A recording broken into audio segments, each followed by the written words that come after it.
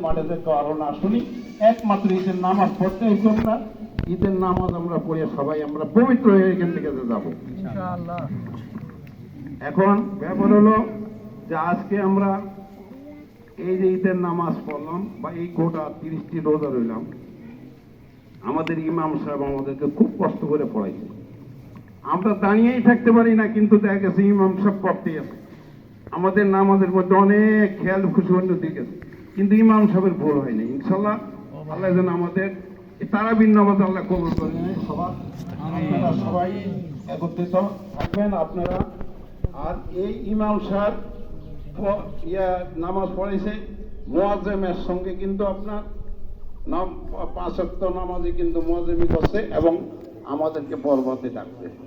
সবাইকে ডাকে ডাকে আপনার মা বোনদেরকে বলছেন, তারা ভাত রাঁধছে, আমাদেরকে খাওয়াইছে।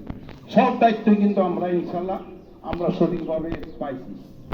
এখন আমাদের যে তারাবির নামাজের, আমি একটা কথা বলতে চাই যে তারাবির নামাজের হাতিয়া ধরা হয়েছিল 150 টাকা করে সবার মাথার পিছনে। এখন দেখা গেছে তারাবির নামাজের আমরা ইনশাল্লাহ মোটামুটি একটা সন্তোষজনকই আইছে। তারপরে অনেকে দেয় না, কেন বা কাহারা দেয় না